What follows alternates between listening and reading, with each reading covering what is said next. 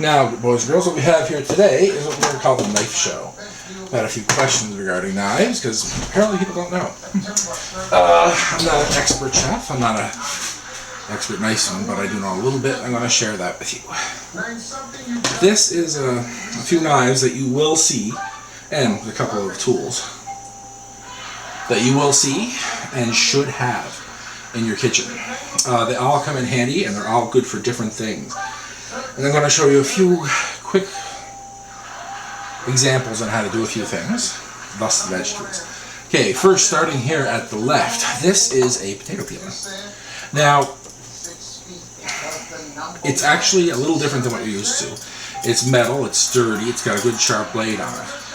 You don't want to be using like little flimsy plastic ones, the blade bends, and what you do, if you want to test a peeler out in the store, press on it like this with your thumb. Be careful not to get your finger in the blade though. What that'll prove to you is that it'll, put up with a little bit of stress when you're peeling. If you press it and the blade bends or warps or pops out, you don't want that one. It's funny, you can get expensive ones, beautiful. I actually got this at the dollar store for $1, and it's the best peeler I've ever had. I've had it for a few years. Okay, now here we have a paring knife. It came with this set. It's not a very good paring knife. I need to get a new one. My hands are a little wet, pardon. Good for paring. I don't use it very often. Oh, I forget. Do you ever have just brain freeze? This is something we'll have to get back to later. This is a chef's knife. This is my favorite. Well, this and this are my favorite knives. They are pretty much the backbone of any cooking, and you should keep them sharp as the devil's tongue. You want to feel them for comfort in your hand. You want a nice stainless steel blade, of course. You don't want to have anything that's too heavy for you or too, loose or with an uncomfortable handle. That's why you always shop around a little bit. Okay. This looks like a chef's knife, but it's actually a little different. It's sort of styled on an Asian blade, Japanese actually, called a Sentaku knife. You'll notice that it has these little indentations here. I can't do this. Becky, dear. Okay. This is going to be what we're going to call the knife show. Not doing any actual cooking, but just showing you a few knives that have raised a few questions. I'm not an expert, but I know a few things that I'm going to share with you. These are my favorite knives. I actually do have more, but I don't use them very often, and things get confusing. These are pretty much what you should have in your kitchen to properly cook. Using the proper knife for the proper thing is actually really good. It makes cooking a lot easier and safer. You definitely want to have a few of these, at least a good chef's knife. You don't have to spend $1 million on them. You want to find a knife that feels comfortable in your hand, that has a good grip. Like this is fairly good actually. It's all one piece too. There's no handle that'll, break in washing or warp over time.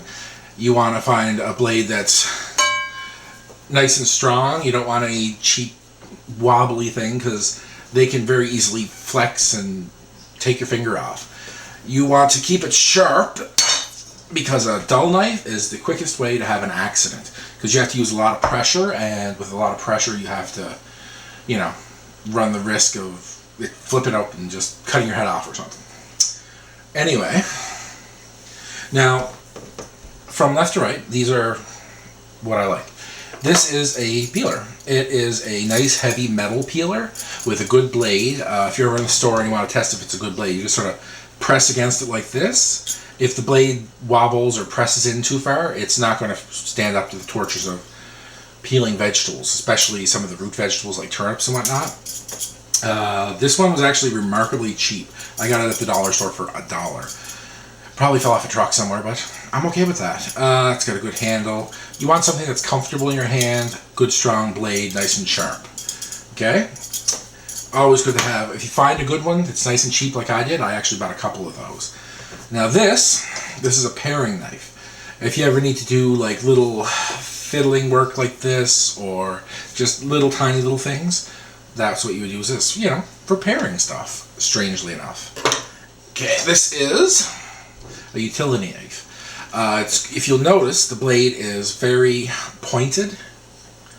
It's got a nice semi-straight back.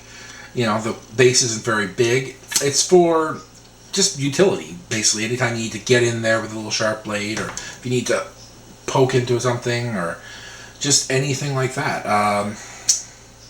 Mostly I love using something like this if you're going to be deboning a chicken,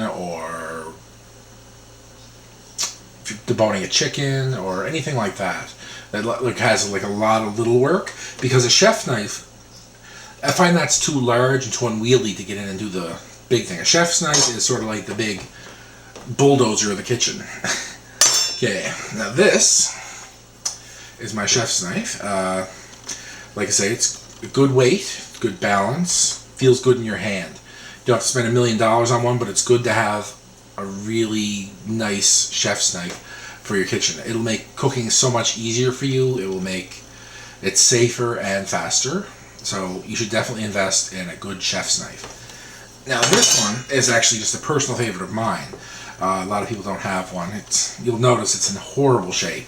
I have to get them all sharpened, actually. Which is actually, I think, going to be a video if I can find a place that'll let me do it. Because sharpening is not what you think. I'll explain a little bit of that in a minute. This is a Sentoku knife. It's Japanese. It's got a straight back on it, which is good. A little bit of a curve, not too much of a point. The blade itself has a little bump in it right here, so it's good for rocking. You know how you see in Asian cooking, you see the things get diced up really fast like that. Now, it's also got these little bumps here, so that when you're slicing things really thin, it sort of pushes them apart so they don't stick to the blade. I really like my Sentoku knife. I've had it for a number of years. I don't know what I'd be without it. This is a serrated bread knife. Not much to say about it. Like any knife, it should be, as long as you need it. We're not going to be getting into most of the bread knife applications, like with, you know, breads and cakes and whatnot. But actually, there's a few keto cakes that I was thinking about. You know, if you're straightening a cake out, you can get these as long as a saber. I've seen these about 3 feet long. Really good for anything that's like fluffy that you have to cut but you want to not press down on. So, you know. Now this is a sharpener. Now, that's the weird part about it. It doesn't actually sharpen anything. You see, when you sharpen a knife, what you do is you actually take a little bit of the metal away and you rebuild the point, right? Now, over time, over using it, you can actually see, I don't know if you can make that out, but there's one right there, a little tiny burr on the blade. Improper treatment of your knives, you know, throwing them in drawers and banging them around when you take them to other places. Because when I go places, I have to take knives with me. Nobody has a good knife. It's sad. If you ever cook at anybody else's house, you just don't have anything to cook with. It's like you're cooking with tinfoil plates and butter knives. It's horrible. Anyway, someday I plan on getting a set of good knives. These are just the beaters, I guess you call them. But anyway, this thing doesn't sharpen the knife. What it does, you run it up and down the blade, and any little burrs or like little dings, it sort of straightens everything back out. But I guess if you call it a knife straightener, that'd be even more confusing. Basically what it does, it just goes along the tip of the blade and gets any rough spots off. If you want your knives to be really sharp, you should take them to a sharpener. Usually you can find them in the phone book, or you can find them anywhere really. The phone book, skate sharpeners very often if you're in an area that has a lot of skating. Leather workers usually have something that, you know, they'll do that. You know, although if you live in a pretty big city, you will actually have people to go directly to sharpening knives. Okay, now, also, pardon the noise, this is a cutting board. It is a plastic cutting board. It's a little bit stained. I need a new one, actually. I only got a little small one because I'm stupid. I should have actually gotten one about this big, which is actually on my to-do list. This is what you want to do. If you have a glass cutting board or ceramic cutting board or any of those nice pretty ones, yeah, throw it out. It is death to knives. You see, the whole point of a knife, you want to keep it sharp, you want to keep it good. You don't want to be banging it against something hard that's going to take that edge off. So if you have glass or ceramic or anything like that, it will kill your knife. I've seen some really nice looking cutting boards that were glass and they had pretty little pictures on them and all kinds of fools. No. It will kill your knife. Just back away from that. You want either a good wooden cutting board or you want one of these buddies. Now, one of the good things about having a small cutting board is if you're doing like a bit of small work like that, like working with garlic or maybe an onion or two, it's ideal for it. But if you're going to be working with anything else, there's going to be a lot of oversplatter and stuff. The only thing this really does is it protects the blade when I'm cutting. It doesn't really do everything that a cutting board should do for me. You want a nice, I'd say, roughly around here and here. Now, the fun thing about cutting boards is if it fits in your microwave and you can put it in there for about 30 seconds, you can sterilize your cutting board. So if you work with some chicken or fish or something you're worried about, give it a good wash, nice hot soapy water, but then microwave it for 30 seconds and boop, you're safe. Don't forget the washing though, that's important. Now the first thing I'm going to show you,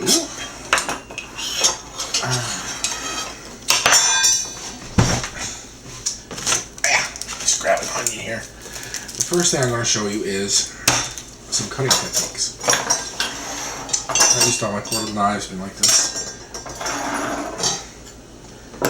And if you really love me, you want to buy me a set of expensive knives. Okay.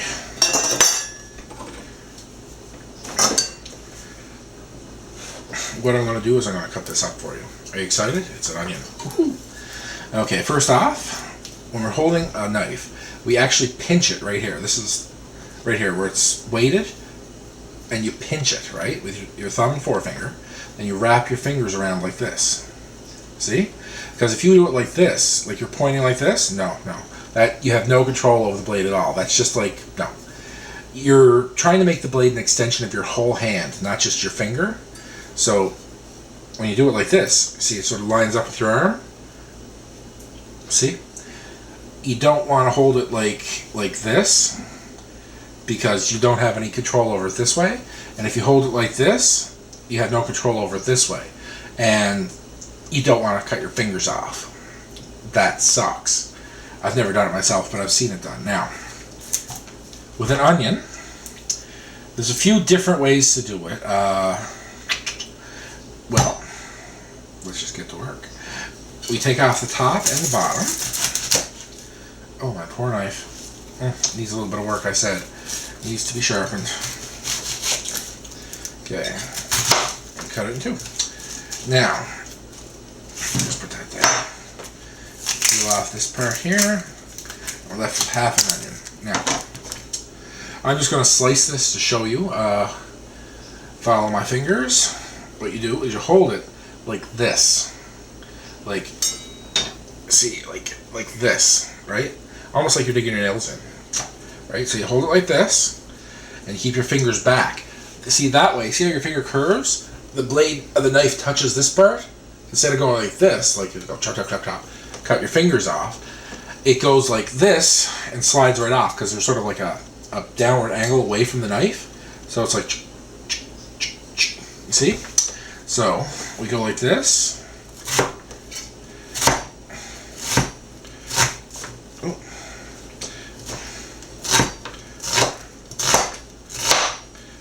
Drop it outside.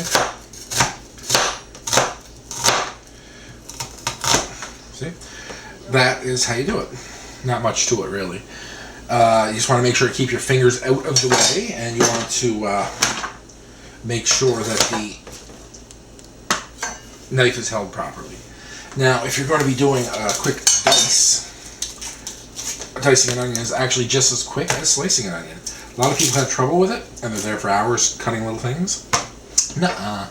Okay, what you do, take the knife, and you cut it not quite all the way through. Ooh, I did. Not quite all the way through. You need like a little flap at the end. That keeps the onion together. Ooh. That's another thing with onions. You have to be very careful. They slip and slide. Anyway. But this is a good example, actually. See how the end is sort of held together and it's sliced? When you're dicing an onion, also, if you leave the ends on, if you just chop it like this and pull the things off, it's a lot easier to do because, you're not wasting any. Now, okay, this is the proper end, right? Yeah. Okay, then you just slice it.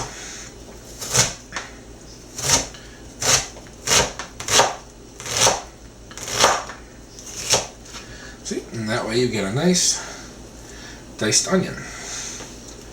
Okay, now, just put that in the display thing. Don't worry, I'm going to be making turkey tomorrow, and all this is going to be put to use. Now, this good old-fashioned celery. We use the utility knife for this. Now, we're not going to be slicing it or doing anything fancy. We're just going to actually be taking off the ends here, the leaves and whatnot, and taking off the ends here. Like I said, this is going to be for turkey. I'll show you tomorrow. You're going to love it. And we take that here. See, like I said, if you want, this is for when you want to get in and do like little fancy work in the middle and whatnot. See, nothing to it. Don't need to show you the bread knife or the Sataku knife. I think I'll actually show you with the carrots. I'll peel a carrot. Not that you've never seen a carrot peeled, but I want to show you how I like to cut them. Okay. Okay, we just take that and run it along. Okay, I'm trying to show you here, so I'm doing it a little differently than normal. Just take it and run it along. You don't actually need even much pressure if you have a good peeler. Just let me finish this one off and I'll show you how to cut on the bias. Okay. Now, with her. Yeah, I'll use the Sentaku knife. It's a little heavier. I like the Sentaku knife. It's actually a heavy blade. It's heavier than my chef's knife, so. Okay, we cut off the tops and we cut off the bottoms. Just because nobody likes that shit. Okay. Now, this is called cutting on the bias. Okay, just BRB.